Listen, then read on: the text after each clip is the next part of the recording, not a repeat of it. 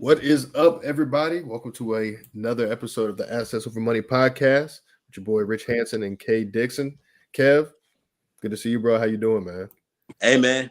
I just living the dream, bro. Blessed, man. Glad to be here. Yeah, it looks like you shaved. I did, man. Trying to come, trying to be as young as you, bro. Trying, man. My hairline going back. I need to start wearing hats like you. Hey, look. Well, that's where I got you, cuz, because I got a head full of that, cuz. There you go, bro. That ain't going nowhere. That's what's up, man. Michelle, how are you doing? I'm good. How are you guys doing today? Hey, just doing good. Excited to be here. Mm-hmm. Another Friday Eve, like I like to call it, my favorite day of the week. Friday Eve. Heck yeah, and then not as a little rainy up here, but ain't nothing too shabby. But it's raining here too, actually. Yeah. I'm my way too.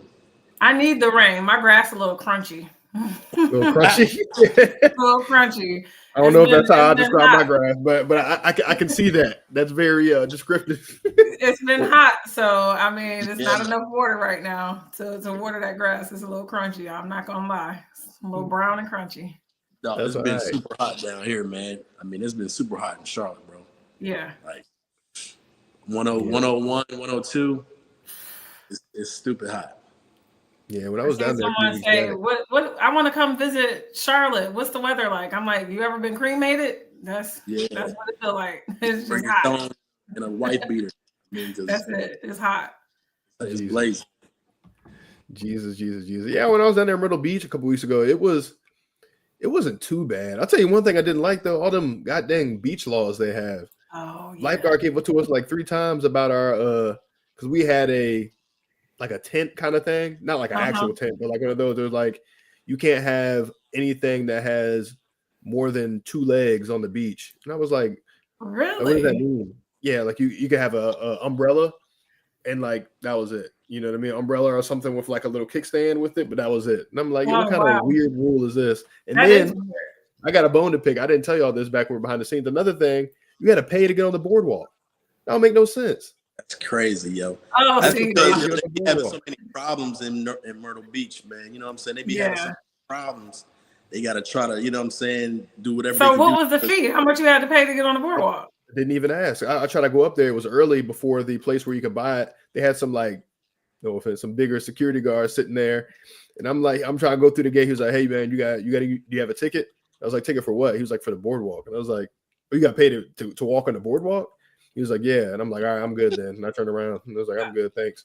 I'm not playing these games. I don't care if it was a nickel. I wonder if it was an event maybe or something. Because that's new. Usually you go on the boardwalk, they got like the little games area and they got restaurants and stuff out there. Yeah, you can go right there, but there's a gate that you can go up to look over on the ocean that like it would be free everywhere else in the country. It's just you got to pay, and that's where everybody's fishing off of and a nice view. Today I learned. Yeah, I said I ain't paying. Maybe I'll pay next time. That's Myrtle Beach. You gotta go to Charleston or Folly Beach somewhere, Savannah or something. I'm saying, but I'm sorry I done derailed us. We did not get on here to talk about Dirty Myrtle, like Kevin likes to call it, man. But I love a good vacation, though. Hey, who doesn't, right? But yeah, let me go ahead and jump into it, Michelle. Let me go ahead and introduce you properly, because I know you are an awesome guest up here, and I'm glad Kevin was able to, get you up here. So we're blessed to have you. But for you guys who don't know, tonight's guest is Michelle Morey, a licensed realtor serving North Carolina, South Carolina. With a background in corporate project management and finance, Michelle transitioned into real estate during the pandemic to pursue her true passion, helping families build legacy and lifestyle through homeownership. Yeah. So she's known for her professionalism, market knowledge, client-first approach, and she's on a mission to make sure every buyer, seller, and investor she works with feels confident and supported every step of the way. So we're in for a pretty good episode today. So really without further ado, Michelle, want to welcome you to the podcast and really just wanted to kind of give you the floor and tell us, I guess, how did you get started in real estate? Oh, man. So thank you so much, Kevin, especially for having me, Rich. I appreciate it. Real estate has always been a passion of mine since I was a child, like all the way just interior design, anything real estate I was involved in. But I do come from a family of investors. So, which is kind of ironic being that I'm not an investor and I'm a realtor on the opposite end. But I just always had a passion for real estate with my family owning blocks and legacies and houses being within our family. Like it was never option to sell grandma's house. Like when my grandma passed away, her house, one of the cousins bought it and they rented out.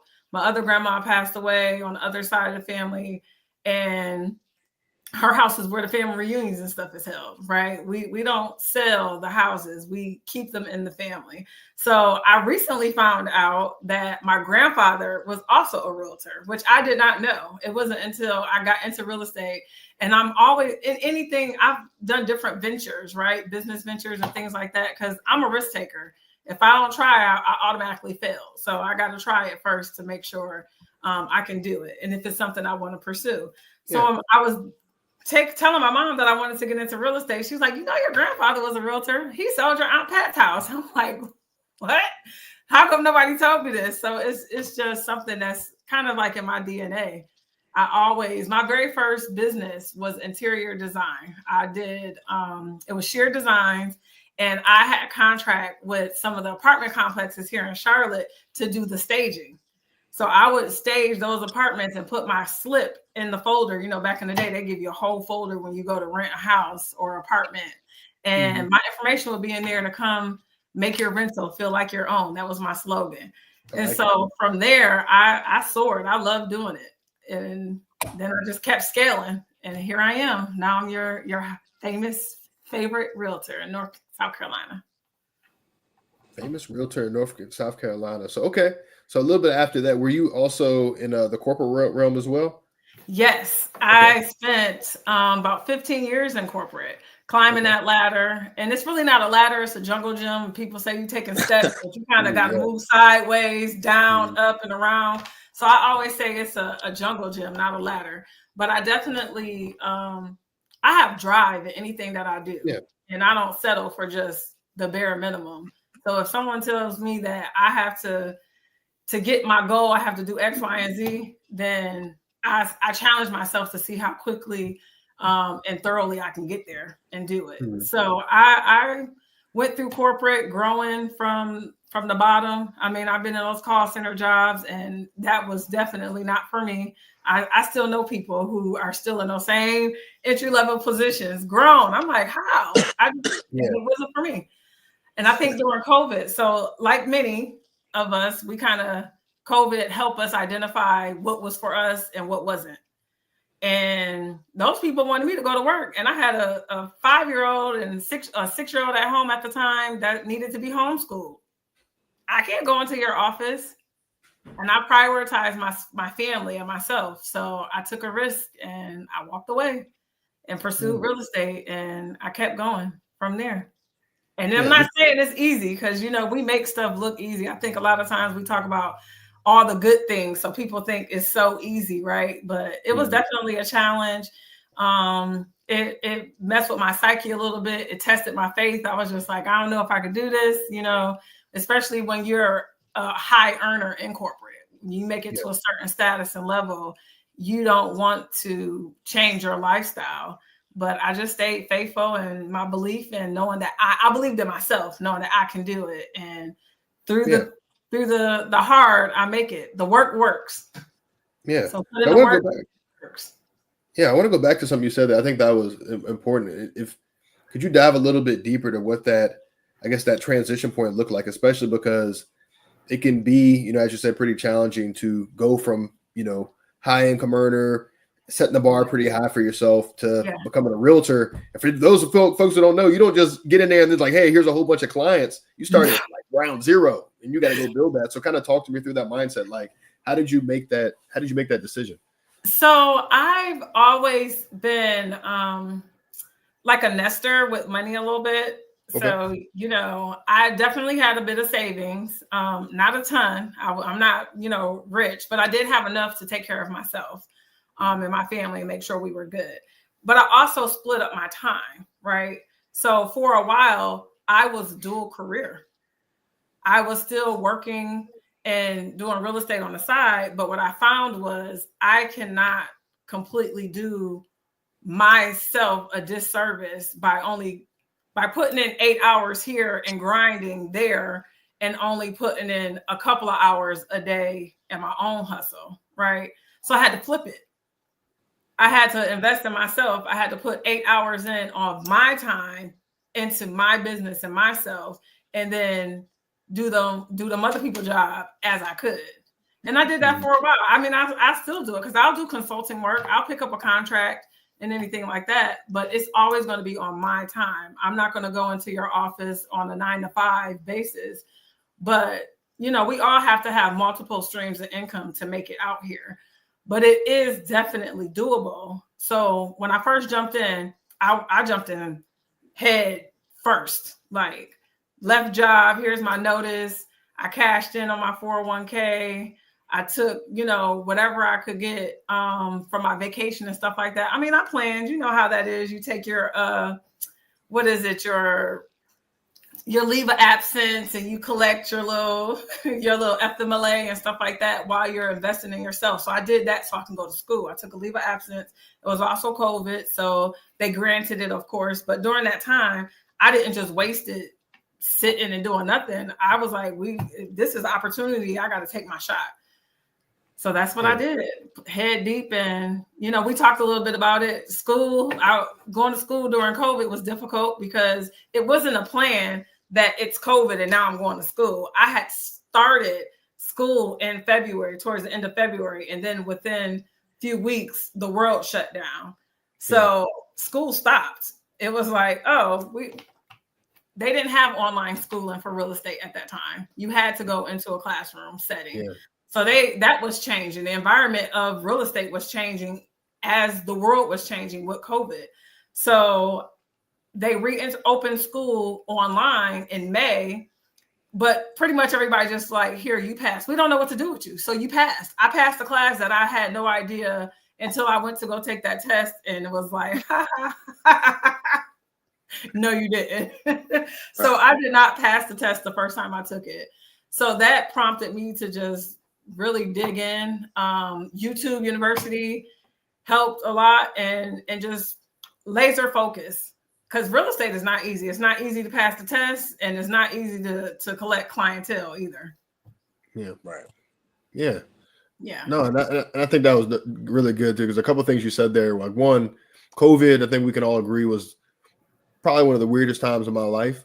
Oh, yeah. And I'm 28 years young, right? So I ain't got a crazy long life, but definitely a weird time. I think there was two types of people. You were either type of person, number one, either spend your time watching, you know, concerts, live stream concerts on your computer, or number two, you over here building something out, right? Which, again, weird time. I remember Long was like, there's a live concert going on. I'm like, oh, where at? They're like, online. I'm like, I ain't watching that. Yeah, online. I'm like, bro, what? Watch a dude sitting in his couch, sitting in the family room playing the guitar, singing Kumbaya. On the verses, everybody was watching the verses, and DJs play live on. Man, I was reading them books. Exactly. I mean, I had my share of partying. I definitely had my share of fun, because you got to entertain yourself. I watched all the shows on Netflix that I would have not ever watched if it wasn't COVID. But I definitely took that opportunity to do something different with my life. Yeah, no. And yeah, I got one more question before I flip it over to Kev, because I got a whole bunch for you for sure. Yeah. Could you kind of talk to us about, I guess, you know, getting started during COVID? Now you're a realtor. What was it like? Because, you know, we're about 5 years removed, 5-ish years from COVID. Yeah. What was it like for you building up your clientele, and how was that? Like, how did you approach that? Like, how did you start building up your own business? Yeah. And I love to share this answer because I'm an anomaly when it comes to my real estate journey. My very first transaction was $1.4 million. My very first transaction with the brokerage I was with, they had what was called like phone time. So you sit at the front desk and I'm so sorry to interrupt. Could you say that one more time? How much again? Just 1.4 million. 1.4 million. Okay. Very first transaction. Not 1.4 thousand. Not 1.4. Not 1.4 thousand. Okay. 1.4 million. Okay. 1.4 million. I was out there like, oh yeah, I could do this. I didn't have a clue, but that's the other thing. You have to know what you're doing, right? Right. No, you don't. People assume that you have to. People are only as confident in you as you are in yourself. Yeah.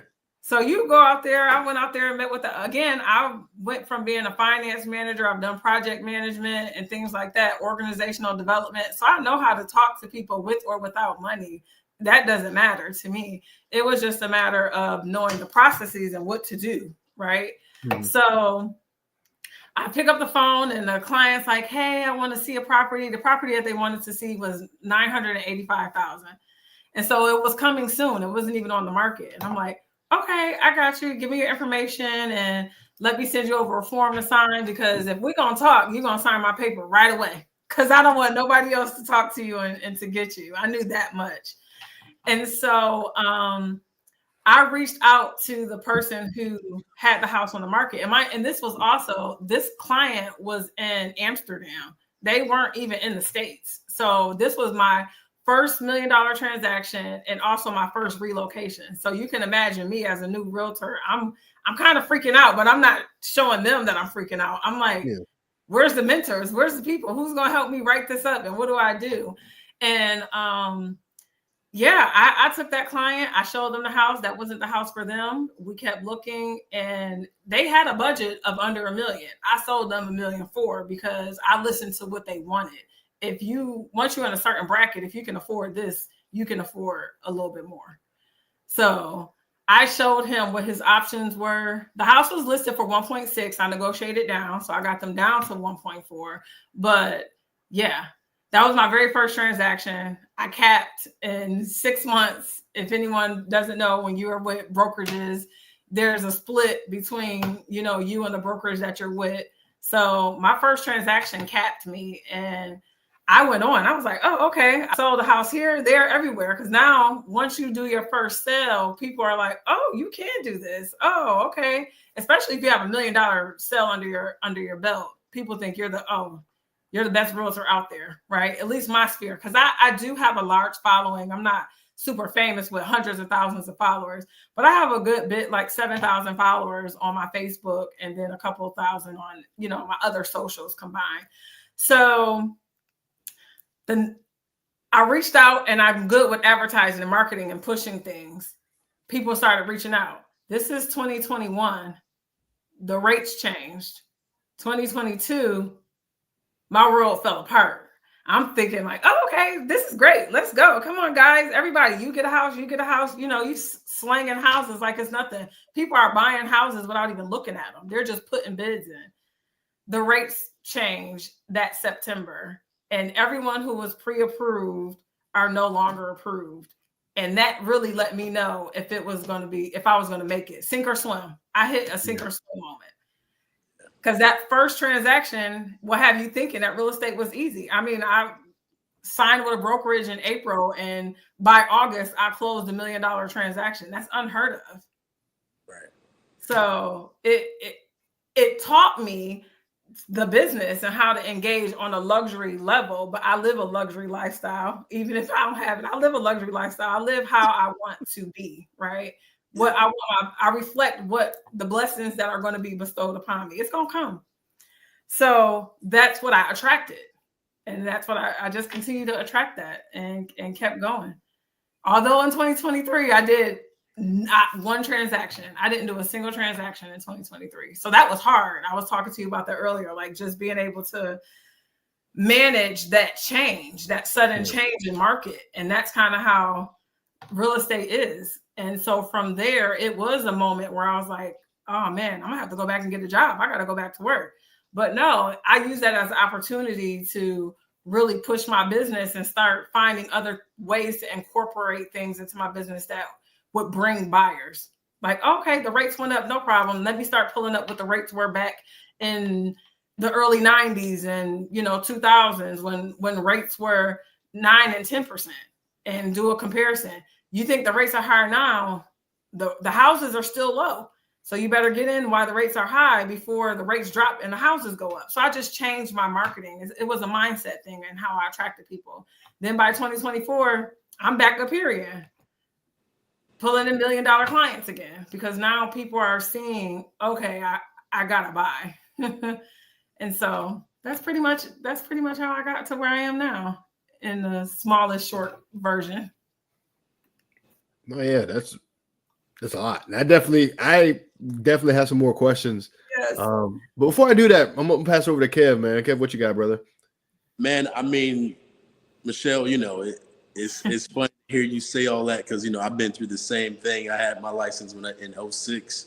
So like, I understand how markets, change overnight. I mean, we had a recession in 2007 and it was like, people were buying houses left and right. You can do the no doc loans and then the bottom fell out. You know what I mean? So like, who did you lean on during that time? Like, I know you, when you first got your license, who was your mentor? We always talk about on this podcast, we always talk about not playing hero ball, right? Because you can't do it alone. Yeah. Who were you leaning on during that time to kind of help push you forward and kind of help you in those dark times, right? Because we all need mentors. We all need people to kind of help us when, we don't know where to go. So kind of elaborate on that and let us know, for the viewers that are, trying to get in the real estate game, understand you can't do it alone, but just kind of give us that and who helped you and who pushed you forward. So a college colleague of mine, Dave Neal, is actually someone, Dave, he's one of your presidents. Yeah. So Dave we've known each other since we were 18 years old. I moved to Charlotte and he's like one of the first few guys I met in college. And Dave and I worked together at Allstate in a call center, answering phones and stuff. So that just tells you a little bit about our history and how we kind of elevated into the same path. But once he seen that I got my real estate license, he immediately reached out to me and was just like, hey, I'm here if you need me, any support, whatever, come join us. And it was all love and embrace. And that's something that we don't often see, especially within our community, is people supporting, because there's a lot of people who gatekeep and do not want to share information because they think you're going to take something for them. Where I'm like, there's nothing at the bottom that I want. Everything is up here. So it's crowded at the bottom. It's a lot of space at top. So I try to affiliate myself with people who were at the level of success I wanted or beyond. So between him and a couple others at the brokerage, I would just lean on. So it's this other guy, PJ Kennedy. He had his own brokerage, but he branded himself as a luxury broker. And that's all he did. He was not touching transactions under 500K. He separated himself from the rest, and it didn't matter what it was, how much money you thought you needed. He branded himself in a way where you wanted to work with him. And like I said, I don't take advice from people who are not where I want to be, because what can you offer me? So I was going out to the people that were already doing it. How are you surviving this? And they were just giving me pointers on what to do. Like, yeah, your first couple of transactions, your average agent doesn't really close much in their first year, nonetheless, their first 6 months. I capped in my first 6 months with them. So it was just a lot of advice on working your sphere of influence, follow-up, systems and tools being in place for you, right? And being put out there. People know me as socialite and, they know Michelle, but they don't know Michelle as the realtor. And that's what people needed to know. Even my family, I needed my family to know that I was a realtor. You assume you tell people something, they see it online, and they'll just reach out to you because, no, I still have to remind people that I'm a realtor, because they're not going to call you. And I can't get mad if somebody will end up in their yard because I didn't stay on top of them. So everybody who I know on my phone, they on the drip, they get an email, something. They get a call, get reached out to. I just constantly follow up. And that follow-up just led to more and more business and word of mouth. And it just continues to happen. I have people reach out to me on Facebook. I don't know a lot of the people that I do business with, but they want to work with me and I want to work with them too. Yeah, man. Hey, I get that, man. And just so you know, Dave is going to be our next guest on the 11th, Rick. So just, you got to ask Dave about me. I love Dave. Yeah. So he's going to be on with us on the 11th, man. So I'm looking forward to that too, man. So, I mean, with your journey, I know you said that your family is, they invested a lot in real estate. What type fundamentals did they instill in you? I mean, I know you're not a big investor right now, but like, what did they install in you that kind of, push you towards the real estate industry? Because, just, I'm gonna tell you, like, I mean, I didn't come from that, and so I can't really speak on it, but like, everybody we know, like, may have owned a house, like a grandma or our mom or our dad, but all they did was sit on it, right? They didn't pull the equity out of it. They just paid it off, and that was it, right? What did they install in you to make you want to push forward in real estate and eventually start investing? Well, one of the things that is also what they didn't instill, right? Because you are an investor, you have all these properties, but then recently my stepdad went, and I'm originally from Buffalo. So real estate is hot up there right now for investors, and he sold off a lot of property. And I was like, wait a minute, why you didn't tell me? I didn't know about any of these things, because I would have purchased the property and did something with it. But when I was growing up, I think our parents really wanted us to go to college. It was like, it seemed like the right way, the right thing to do was to go to college. So for me, it was never an option for me to not go to school. After I graduated high school, it wasn't okay, you're going to flip your first deal or something like that. It was, okay, you're going to college. So where are you going to school? Where did you apply? You're going to college. There's no options for me and my sister, like both of us. We went to college and we got our bachelor's and our master's degrees. I think noticing that my family had property, but the same, they weren't doing anything with it, but they own property and rented it out. So my aunt literally owns the whole block that she lives on. That's cool. Whole street.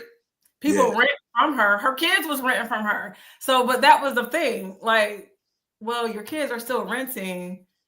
Why aren't they buying and reinvesting as well? So it was just something that was intriguing to me about it. My mom has never owned property by herself. It's always been a property that the family has owned and she stayed in. So for me, I wanted to have my own. I still felt like that was their property. Although I seen them owning things, that's what led me to want to buy, to own, but it didn't give me the inspiration to buy and invest, because now I'm seeing it differently, if that makes sense. So I come from a family of investors. They own property, they rent it out, but they feel like being a landlord is a headache, where I didn't see the other side of that investment, where you didn't have to be the landlord. You can buy it and flip it and reinvest it and continue to do it until you continue to build up your portfolio and invest that money someplace else. So that's kind of how I got into it. You know that story of like the two brothers, one dad was a drunk, one brother became a drunk, and the other brother never touched alcohol. It was like that. Like, I wanted to do the same, but perfect it better. Hey, yeah, I don't want to be no landlord either. Hey, get me a property manager. You know what I'm saying? Let that property manager manage that joint. Yo, I don't want to manage no. And that was the thing. My stepdad, the reason why he sold is because when I moved down here, after I started building a family, my parents moved down, and it was a hassle. He would go back and collect rent. He old school. He want that money in his hand. He knocking on your door, collecting the rent. And he was like, you don't want that problem. You don't want that hassle. I'm like, man, those people would have been on a payment, like email it, like, wire transfers. Like, I'm not going up there to see these people. So I think it was a disconnect on what technology is, because he's like 80 something years old. So but that's all he knew, right? He didn't know to go get no property manager. He was like, yo, just put the money in my hand. No, he want the money in his hand. Ain't nobody collecting the rent but him. He will fly home every month to be there on the 1st to collect his rent. And I was like, Ernie, I could have. No, Michelle, you don't want to be involved. That's a headache. You don't want to be bothered with that. You doing good. You got to a good job. So he created a job for himself. Right. So I think they just didn't have the knowledge. Like, they knew to own, but they didn't know how to own. Yeah. Nah, that's good, man. We don't want to create no jobs, man. We want cash flowing businesses. You know what I'm saying? Yes. We ain't got to be there. So, nah, that's cool, man. So with that said, so like with your kids now, I know you got 2 kids. Like, what are you installing in them for, moving them forward, right? Are you telling them go to college, get a good job, and retire with someone, or are you pushing real estate on them as well? My son has to get his license when he turns 18. Okay. He has to. It's not even an option. It's a family business. I did start my own brokerage, so I do have my firm license. So Morey Realty Group is a firm that I own. I'm hung my license with EXP. So I'm a broker owner.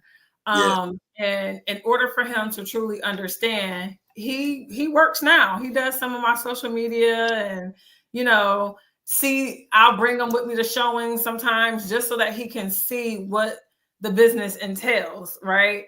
Yeah. He has options on what he wants to do. I'm not going to push him one way or the other, but he's going to do something. And the real estate is definitely going to be a part of that. Each child has a house. So that's where we're starting. Each one has a house that they have deeded to them. And I need to get to the point of building trust and things like that, but they do have their own individual properties for in the event anything happens to us. But it's going to be taught that, they see what I do. He sees how hard I work. And, I think my mom is finally seeing how hard I work. Sometimes they think they see you at home, you're free and available and you're not doing anything. Like you just sitting here staring at this computer for hours, talking on your phone all day, posting videos. I'm like, no, this is work. I'm working. So I think they'll be okay. I'm doing what I can to instill those. The conversation is different. Yeah. Where we were told what to do. It's more conversational about what I'm doing. Like I couldn't tell you what my mom did at work. I know she had a job, but I don't know what she did. So it's more so a conversation instead of looking at them as kids. They're just little humans. Right. Small humans. We just talk. Right. Nah, because I'm teaching my daughter now, like she's only 7, but I'm teaching her the importance of cash flow, right? Yeah. And leverage, right? Because like we didn't learn those things in school, and they're not going to teach you. So you got to kind of figure it out on your own. And I know for me, I had to kind of go through just making mistakes, or it kind of light bulb moment went off, and it was like, oh, why I didn't do this a long time ago, right? So like you can go flip a house and get a big check, but then what? Capital gains is hitting you, right? Mm-hmm. Then what? I don't want to pay big taxes. So being able to leverage property and cash flow and understanding how the tax code works, that's vital for me moving forward. Some big conversations for a 7-year-old. Look, can you come teach me too? We gonna have a family meeting. I'm coming. She ain't. I just want her to start hearing it, right? Yeah. Because she's not gonna get it right now, but they say kids really start grasping those concepts around 9 years old, right? So I'm just preparing her before she gets to 9 to already start thinking like an owner, right? Because we've been taught to be, employees, that battery matrix, and I don't want her to be that battery. I want her to understand what the real world. She can make her own decisions. So I think that's powerful, man. You pushing it, man, and letting them know what you're doing so they can kind of, get it on their own as well, man. I think that's amazing. And the fact that house, they got houses of their own, so they're already really ahead of the game and they don't even know it. Yeah. Also the conversation about money. So even if it's not real estate, my son, you start asking for stuff, you got to spend your own money. They don't like that when you get their allowance or they receive some money and that mom cannot, what's the Xbox cards or whatever, paying that monthly subscription for games. Can you cash at me $10? No, I don't got it. Yeah. You got to work for it. So I don't get, nothing is given to them, and they have their, they both have their own brokerage accounts and policies and things like that. But the conversation about money and how it's earned is definitely had in our house, because I work too hard to just give it to you. It's not gonna be we can have some nepotism, but we're not having no trust fund babies. I know that's right. I'm all for nepotism, because why did I work this hard if I'm not giving my child the opportunity? That's right. I know that's right, yo. I think you're doing an amazing job, yo. You've been killing it for us so far. I just, I'm thankful to have you around, man. So for the viewers out there, man, just know this, you might not start real estate, but at the end of the day, you know, you get in real estate, it could change your life, man. So, I mean, Rick, I know I was kind of hogging up the mic, but no, it's all good stuff. I enjoy it. I think you also, when you get into real estate, you have to enjoy what you do because it's no walk in the park. I mean, Kev, no, I've been called everything but a child of God by some people. Like it's sometimes you just have to. I smile a lot because you just have to. Rick, have to laugh it off. One that we had under contract, dog, and the contractors went out there because they had to look at the roof, yo. The owner pulled a strap on him. Yeah, came out ready to shoot. We like, calm down. Don't y'all want to sell this house? Where was this house at? Yo, don't kill nobody. It's out here.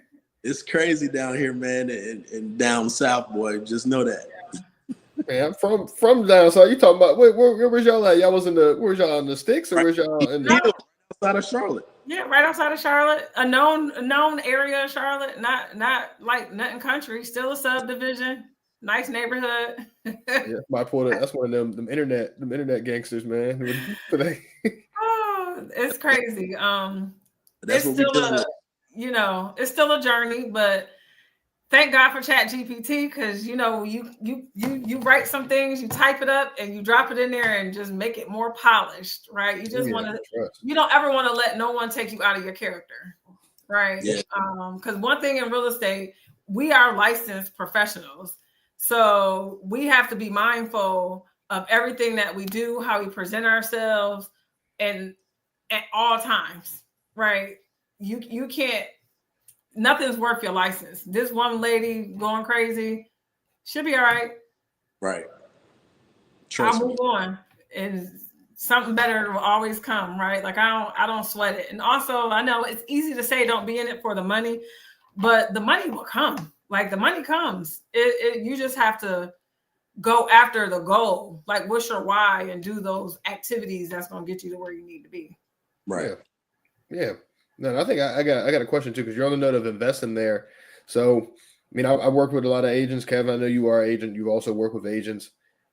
What are some things that you're looking for in, your investor clients? Because I know I got some stories I can definitely tell about some realtors who great, they know what they're talking about with their investments, and then you have the other realtors, which unfortunately is the majority, and people get mad at me for saying it, but I'm gonna say it anyway, right? But like some realtors but don't know anything about investing. You go look at a property, it's like investor special, listed for 100K, but the house is in shambles, and ARV is really 120. So I guess what are some things that you're looking for in your investor clients?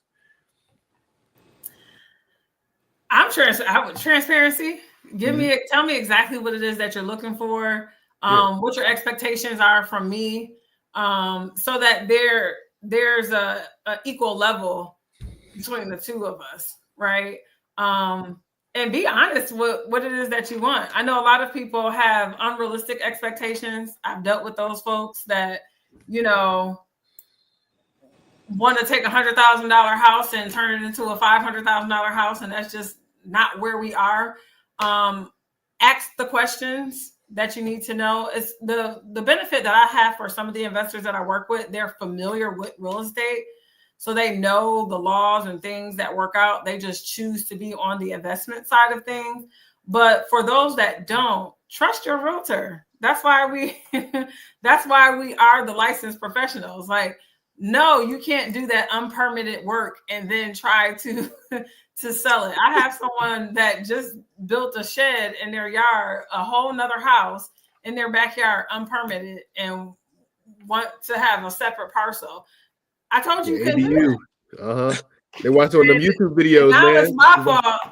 Now it's my fault because this won't sell. No, but I told you what to do. Like we can't cut corners, right? If you want to use a realtor, just understand that we're going to follow the laws and do everything by the book. Well, at least I am.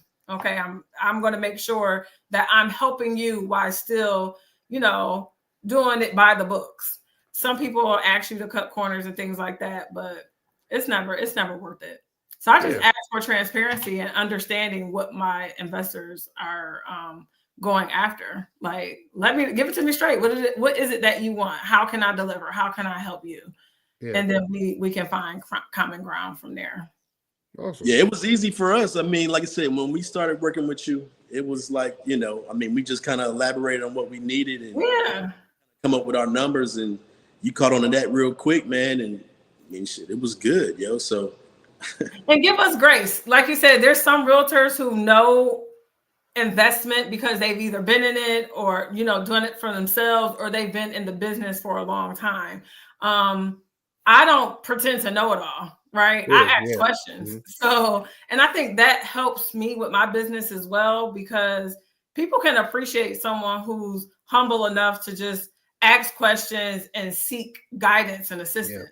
Like, I'll ask Kev, like, hey, I'm trying to get into, teach me, show me the way of these things, because he's a professional at what he does. Mm-hmm. He knows more than what I know at what he does. And then we help each other because I'm a professional and I know what I'm doing. Although he is a licensed real estate agent as well, I also do this every day. So we kind of work together. It's like a partnership versus, just someone looking down on this person and saying, hey, just give me X, Y, and Z. We can kind of work together. So if I don't know the answer to something, I'll find out. I'm like, hey, I don't know, but I'll go figure it out. I'll find out for you, and then I'll get back.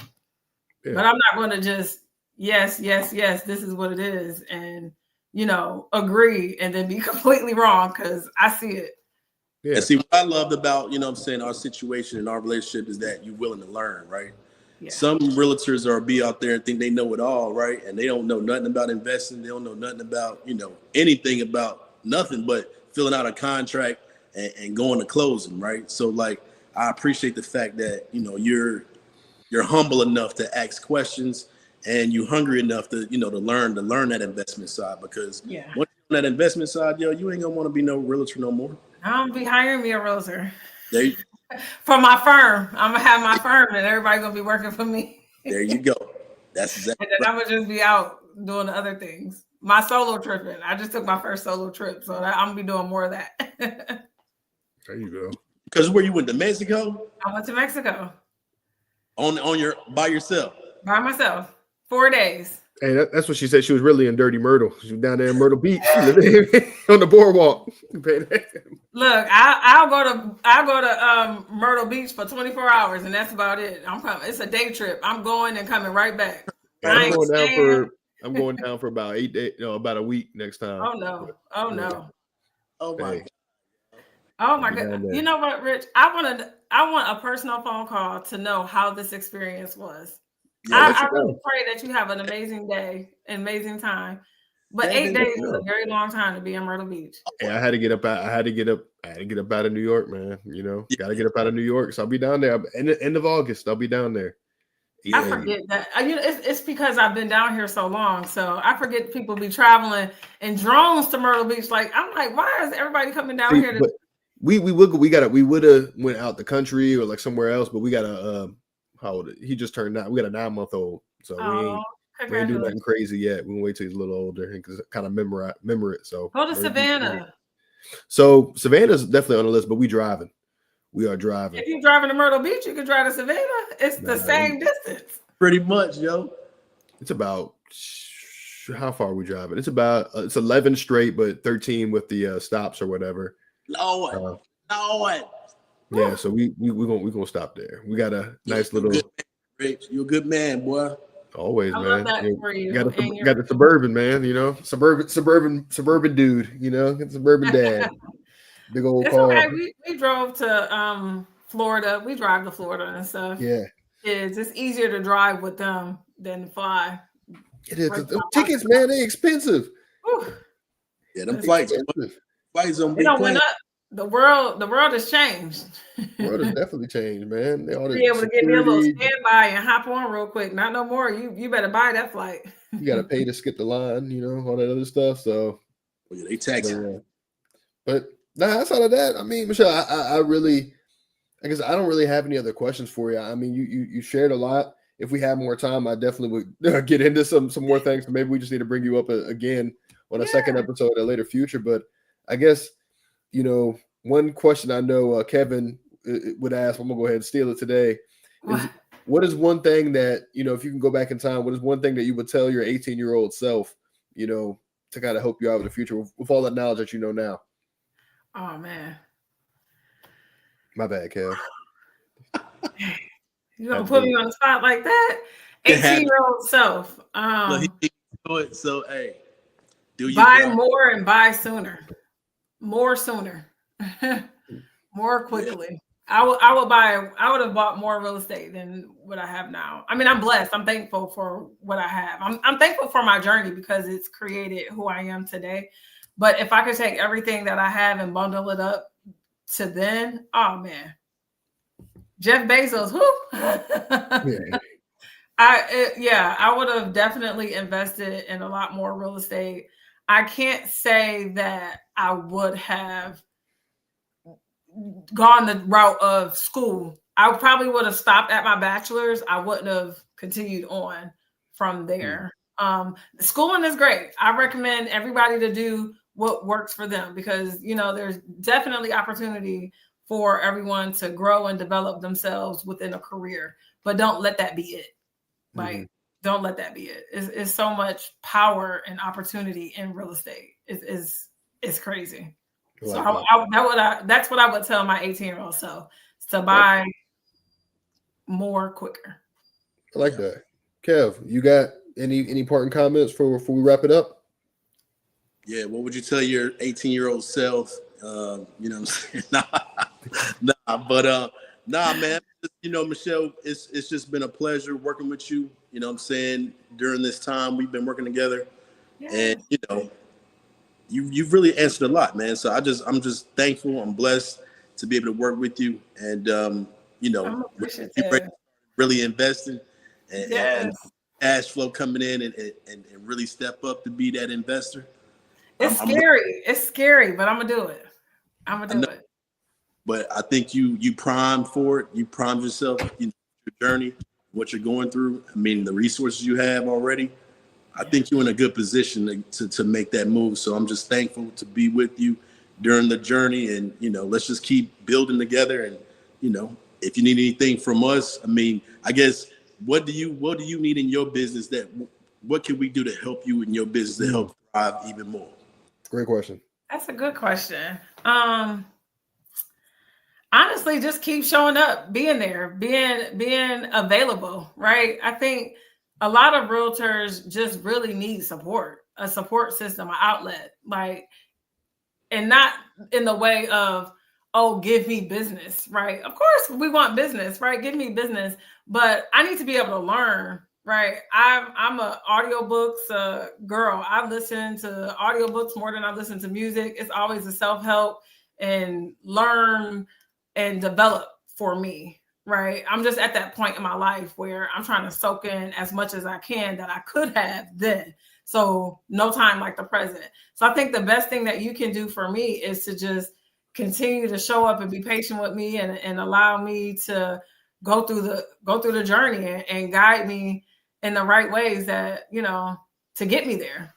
And that's what you're doing. Whenever I reach out, if I got questions, you're there, and I appreciate it. I appreciate both of you. I just met Rich today, but he don't know I'm be reaching out to him too. I'm about to follow. I'm gonna follow you on Instagram right after this. Yes, I'll send my other IG in the chat, my personal one. Okay. But no, I think just showing up, being there, because a lot of people say, if you got any questions, if you need anything, just call. And when you do, they're not there. They're non-responsive. They ghost you. It's just something polite to say, right? Hey, reach out to me anytime. Anytime you got a question, I'm willing to help you. And then you do, and they're gone, right? So I appreciate the fact that I can hit you up and be like, yo, I got a question about this, or allow grace for mistakes and stuff like that. So you're doing what I need you to do, and I appreciate that. No doubt, man. Well, hey, I'm done, Rich. I'm glad you're here, man. I'm glad we had this time today, and I'm looking forward to many more, man. So hey, well, let's go ahead and wrap it up. Michelle, again, thank you so much. We're so happy to have you. This is episode 24 of the Assets Over Money podcast. We will see you guys in 2 weeks. Peace. Bye. Thank you.